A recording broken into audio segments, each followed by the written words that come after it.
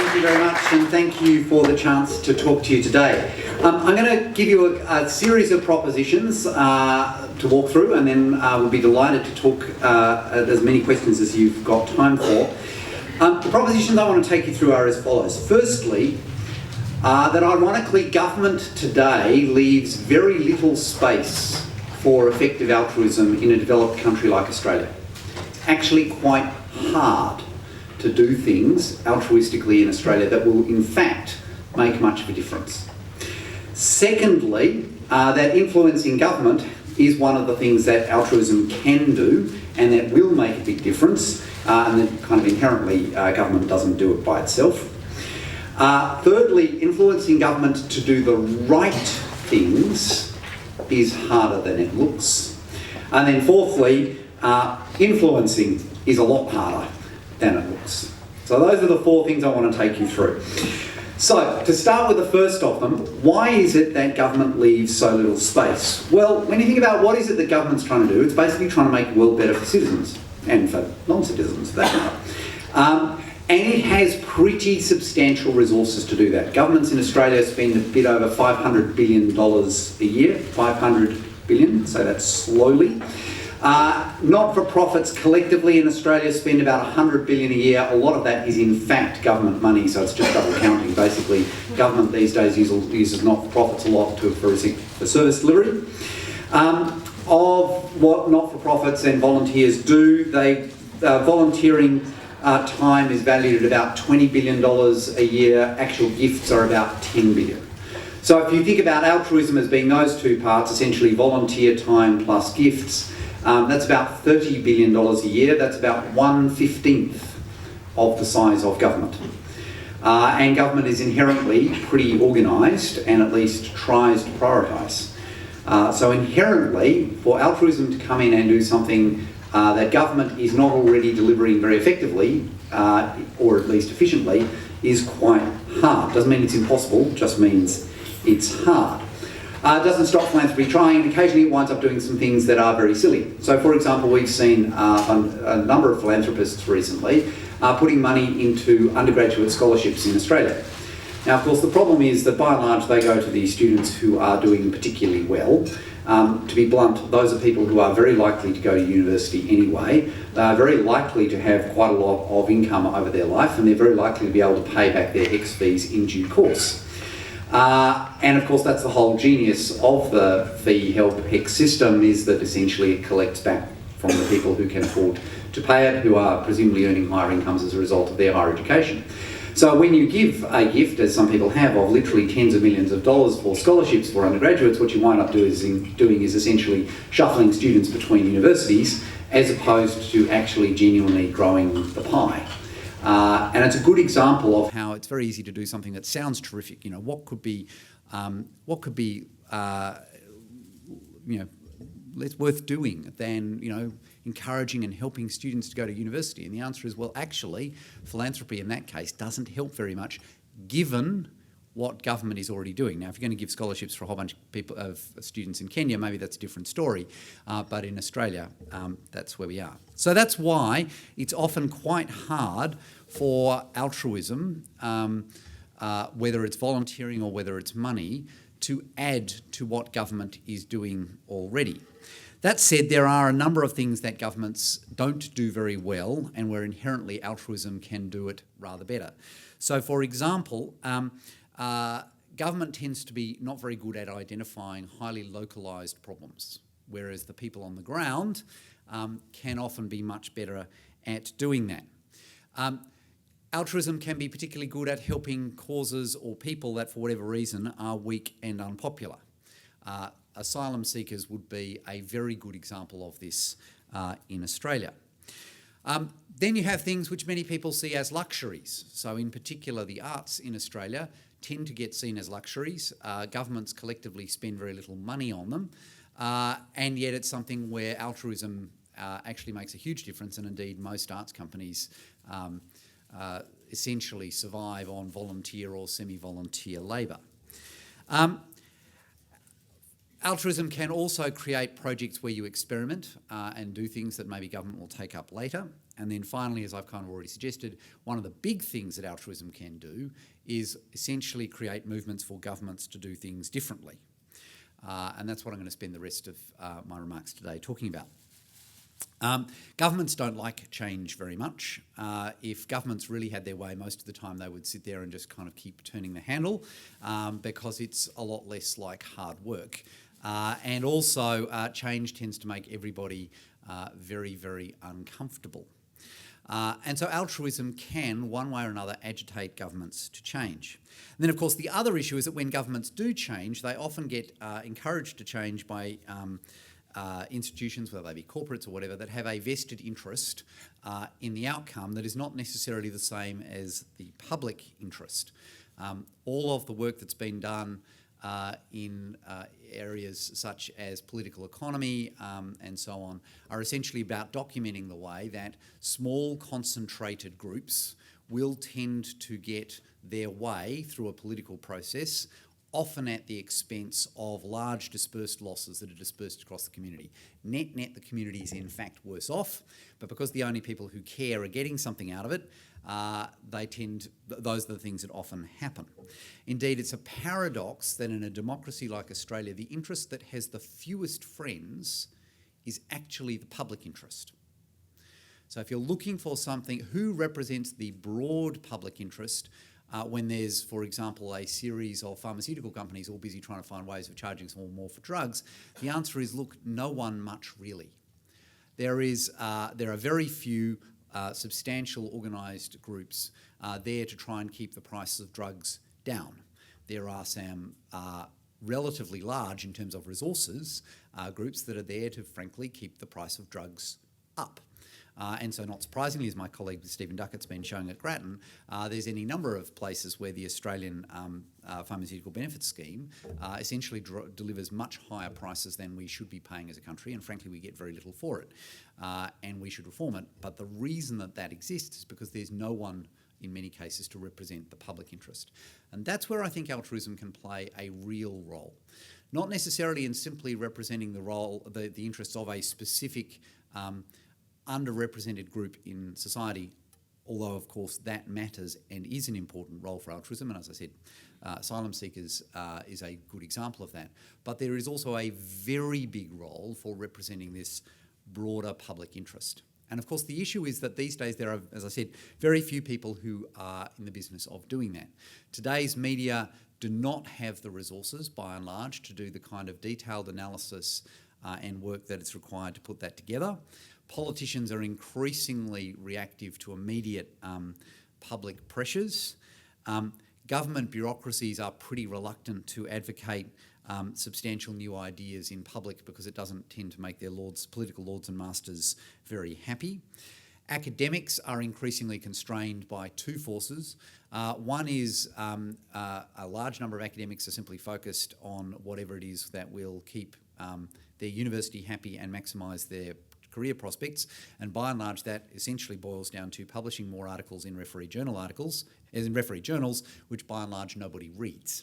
The harsh reality is that many of those things have essentially zero impact on public policy, even if they are in fact highly relevant, and indeed the whole journal style encourages you to write things that are not very relevant and often particularly difficult to understand what the implications might be, other than usually that of course there needs to be more research, which for the average government bureaucrat is not very helpful because they have to make a decision tomorrow and anything on the balance of probabilities is better than guessing, which is usually the alternative.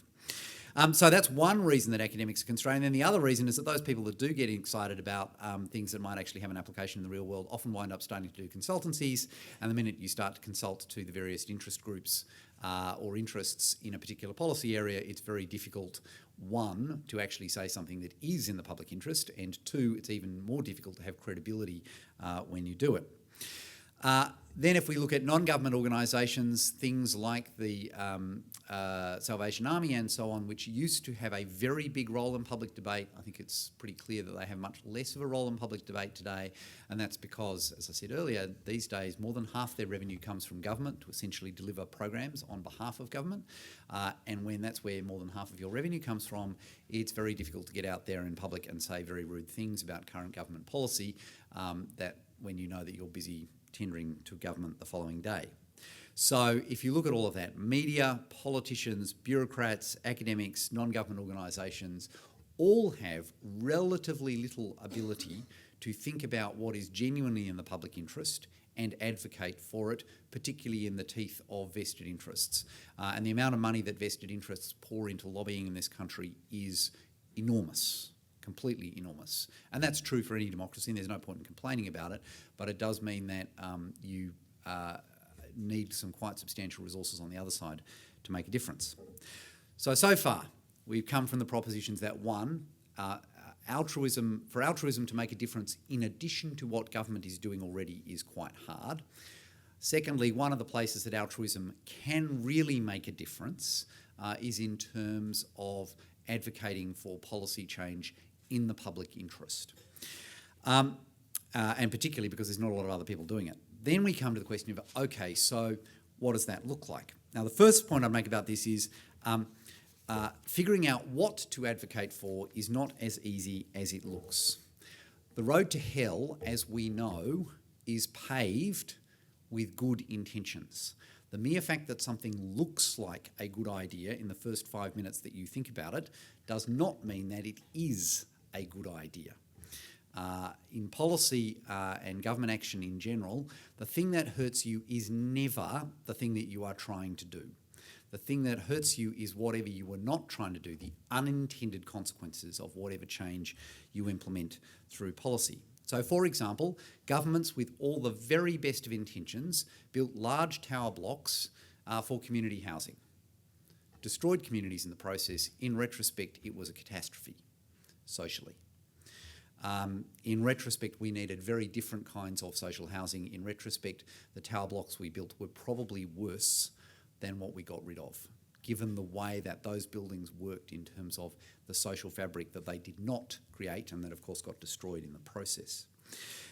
Similarly, if you think about the stolen generations, that was policy that was implemented by reasonably well-informed government bureaucrats with the very best of intentions. They were not implementing that policy with the intention of making Indigenous people's lives worse. They were doing it with the intention of making them better. Now, it didn't work out that way, but that's not my point. My point is that it is perfectly possible to do things with the best of intentions and nevertheless have dreadful outcomes. And of course, simply spending a lot of money doesn't necessarily help. Australia has been spending a fortune on Indigenous policy for the last several decades, whether that be for housing or for education or for social change or whatever. And the bottom line is that by and large, the outcomes are still dreadful. We have similarly been substantially increasing how much we spend on school education. And frankly, the outcomes do not appear to have improved materially over several decades. So merely throwing money at the question doesn't necessarily help either. And a good example of that is all of the debate we've seen in Australia over the Gonski reforms to school education, which essentially amounted to let's throw some extra money at some schools. Now, the catch, of course, is that unless that money was spent very differently to how we have spent it in the past, it is difficult to believe that we were going to get a different result, because we have in fact been increasing the amount of money we give to schools over the last couple of decades, and we haven't seen any improvement in outcomes. And most of the Gonski policy was remarkably silent on how the money was actually going to get spent. Therefore, it was very unclear to me why we were expecting to get a different result. Now, it is quite possible that some of the things that will really make a difference will in fact require more money, but we need to be very careful to think through what they are and to make sure that that's what the money is going to. Simply throwing money at institutions doesn't necessarily improve things. So if I look at the experience we've had at Grattan Institute, where of course we are in the business of trying to improve what it is that governments do, what have we learnt? A couple of things. One, in the long run, public opinion and, more to the point, government policy can ultimately be influenced by high quality work that is well communicated. And ironically, we live in a world that is completely awash with opinion, but actually very, very short of analysis. Lots of people think stuff, relatively few people actually check and figure out, well, what's the truth. For example, we spent quite a lot of time advocating increasing the age at which you can get a pension, increasing the age at which you can get your super, with the aim of essentially encouraging 65-year-olds to work for a bit longer. And the response we have had any number of times is, yes, but old people, they do a lot of volunteering and they do a lot of looking after grandkids, and if you encourage them to work for longer, then they won't do that. Well, when you actually go and look at the numbers, it does take you about an hour and a half, but nevertheless, when you actually spend that hour and a half looking in the right place, in the Australian Bureau of Statistics census, they very helpfully ask questions about volunteering, and they very helpfully ask questions about, have you looked after someone else's children in the last 2 weeks? And of course, they tell you how old people are and all the rest of it, so you can compare. What are the rates of volunteering? What are the rates of looking after children for 65 to 69-year-olds who do work compared to those who don't work? Surprise, surprise, it turns out they're exactly the same. Now, as I said, it took, to be fair, not me, someone else who's much better at it than I am at Grattan, about an hour and a half. And yet that is something that has sat around in public debate for literally years with nobody ever bothering to check the numbers. And it wasn't, given that came out of the census, you didn't even need some special kind of access to be able to figure that out. You just needed to go onto the website and look in the right place. So that's the kind of thing that can make a difference to debates, but often doesn't get done because a lot of people don't bother to do it. So problem one in influencing government is you actually have to go and get the numbers. You actually have to go and figure out what is working, what does work, what is the state of affairs about the world. And there are any number of things in our public life where people routinely talk about stuff, and it's very clear they have just never checked up what the numbers are. They've never checked the available evidence. A lot of this stuff, there is a literature if you go looking for it in the right place. The second thing, of course, is that you need to then fashion all of those things back together into a coherent narrative, a coherent story, a coherent argument, because as my editor, James Button, has a lovely quote that kind of sits on his wall that basically says, nothing is ultimately a more convincing story than a coherent argument. And it's true. If you look at the politicians who've historically been really effective at carrying a debate, it's because they actually had a very coherent, logical argument that they succeeded in communicating. And so putting all of the research you've done on whatever policy issue you're looking at back into a coherent narrative and argument is actually a lot harder than it looks. It takes a long time. I will confess that when I was young and impressionable, I used to think that, the hard work was the analysis, and then I could spend about the last day or so, like writing it up, and that'd be fine. I am now older and wiser and know that you probably need to spend about half your time writing whatever you have discovered into English. And it is, again, much harder than it looks, and of course it looks completely different from whatever you get taught to do in terms of trying to write a refereed journal article.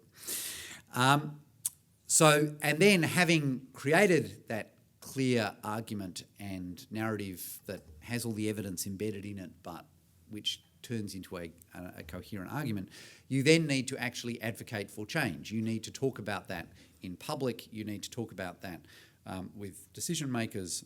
You need to talk about that with influencers. And that is a long, slow and tedious process. Someone once remarked to me, you only know that you have a chance of changing opinion about a particular issue when you get rung up to talk about it and your immediate reaction is, oh God, not again, I think I'm going to be sick. That usually happens after about 3 years of saying the same thing over and over and over and over again, and that's because that's how long it takes to change public opinion on most issues, at least. Can be longer than that. It's worth remembering that in the UK, it took about 30 years to get rid of the Corn Laws that led to, widespread famines in the UK. It took us about 25 years to get a GST up and running in Australia from the Asprey report that recommended it to Howard bringing it in. It took us... Saul Eslake's been banging on about the evils of negative gearing for about 10 years. We're not there yet, although that's a policy that's probably in a lot more trouble today than it was, say, 3 or 4 years ago. Change on these things is slow. It's tedious, but you've got to keep working away at it. And in a sense, I'm quite encouraged by that. If we were talking about substantial change to our society, which is what government does, I'm quite pleased that politicians don't just kind of decide to do that on a whim overnight. The kinds of things they tend to decide on a whim overnight often don't turn out that well. And so having to win the public argument over a period of time, I think, is exactly how you should make these kind of decisions.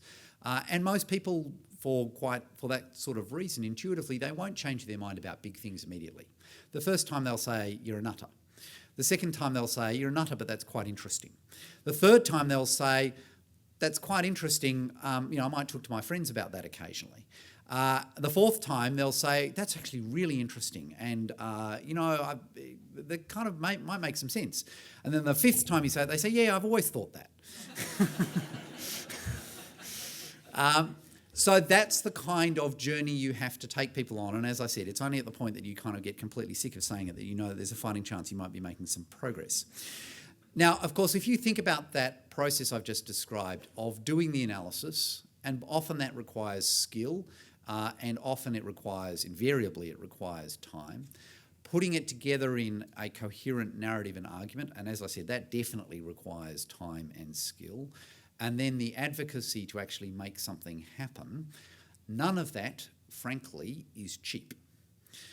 So I would like to think that Grattan does that about as efficiently as anyone, and a Grattan program costs about $600,000 a year to run, say for our energy program. It's not cheap. And it is very easy to, frankly, do this, and hope that you can do it off the side of your desk, sort of an hour here and an hour there. To be very blunt, very little social change happens that way. By and large, it happens with people working in a much more concentrated way. This is a complex technical game. If you are not across the detail, you often wind up getting tripped up. And it is very tough to stay across the detail in any field if you're doing it an hour a week off the side of your desk. Now, that said, I think there is a real role, and I don't know whether you would technically define it as altruism or not, although I probably would, for people to be a lot more involved in politics. One of the issues that we have in Australia is that the people who wind up as our politicians are by definition the people who win pre-selection, and the people who vote for pre-selection are an incredibly small minority in Australia, and they are, I suspect, highly unrepresentative. On one side, they are overwhelmingly white, male and old, and on the other side, they are overwhelmingly trade union members, and it's worth remembering that trade union coverage is about 15% of all private sector workers today. It is now quite a small minority of the private sector. So on both sides of politics, you have pre-selectors who are quite unrepresentative of the wider community. And that's a real problem. Indeed, one lovely statistic is that if you take the combined membership of the Australian political parties, that adds up to a number smaller than the membership of the Collingwood Football Club, which is a somewhat depressing reflection. But on the other hand, if nobody gets involved in choosing who are going to be the candidates for election, then we can't complain that much about the people that we wind up with. So that's what I wanted to kind of cover off today. Firstly, that making a difference through altruism is harder than it looks, and that's because there's such a big overlap with government, and government basically is much better organised and spends a lot more money. Secondly, influencing government is one of the things that altruism can do that inherently government won't do, and that will make a big difference. Thirdly, figuring out what to influence government about is harder than it looks, and the road to hell is paved with good intentions, so figuring out really what do you want to do that's going to make a difference is worth spending some time on. And then finally, taking whatever it is that you want to have changed and then influencing government to change it is also something that requires a real investment of resources to make it happen.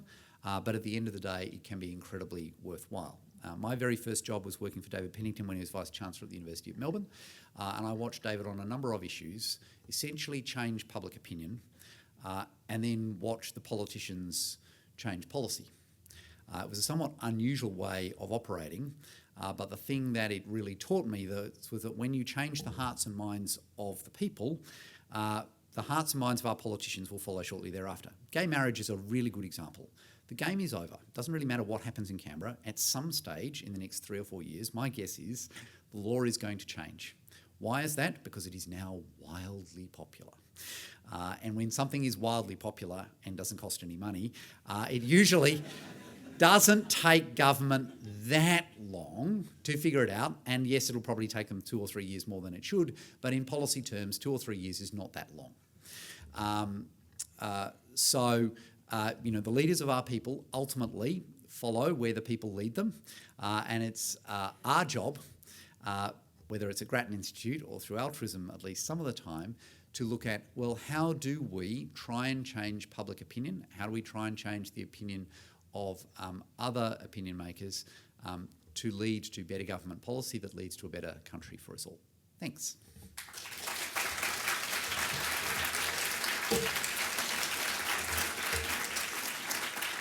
Now it's got time for 2 questions. One there. No, one there. Please stand up. All right, yes. Politically speaking, what determines where Australia's aid budget goes, and could it be much more effective than it is? Maybe we can have 3 questions. So very shortly, Grattan Institute is really focused on domestic policy. I do nothing in my life apart from worry about Australian domestic policy, and I know there's truckloads of stuff I don't know about. And so given that that's what 30 people at Grattan do nothing but worry about domestic policy, and we still don't know a lot, we leave international affairs to other people who do that for a living. So I'm sorry I can't help you. Please. No, here, sorry, the lady there. Thanks. So do you think for effective altruist thinking in the very, very long term, the most effective thing in politics is to think of a more efficient and effective system for managing that data and analysis and implementation? Look, there's no doubt that we can improve our political system, particularly as technology has changed. So yes, I think that that's an opportunity. On the other hand, I think that we often give democracy a pretty bad rap. The bottom line is it's a lot better than all the alternatives that anyone's tried so far. And the bottom line is that, yes, democracy is quite inefficient. It doesn't get to the right answer really, really fast. If you want to get to the right answer really, really fast, then yes, a benign autocracy is a great way to go. The problem is that most autocracies don't stay benign for that long. Just very quickly, do you think it's possible to have a more efficient and effective democracy? So, using open source, using, technology to have like instant sort of analysis, more specialization in that sort of system for getting data and analyzing that data and coming up with policy solutions? So I think, yes, we certainly do need to look at government and how it works in a digital age, which ought to be quite different from the sort of institutions that got created in the 18th century. And that said, to be fair, governments are already changing. I wouldn't get too excited about how fast you can do data analysis. It's a slow and tedious game, and the limit is usually not the availability of data.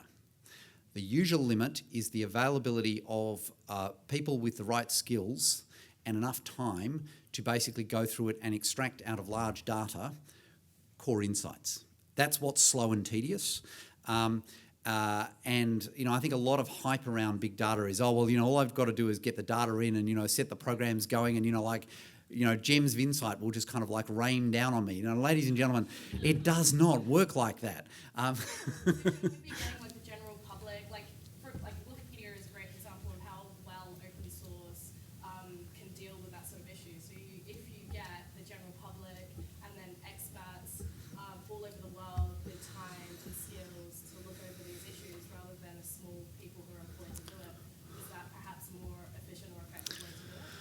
The beauty of Wikipedia is that you can be an amateur and take something quite small and nail it. The problem on a lot of these policy issues is there's lots and lots of different things you've got to kind of pull together, and therefore it's not necessarily a format where that sort of Wikipedia thing works as well. That said, could we have more collaborative enterprises more often? I'm sure the answer to that is yes, we could and we should.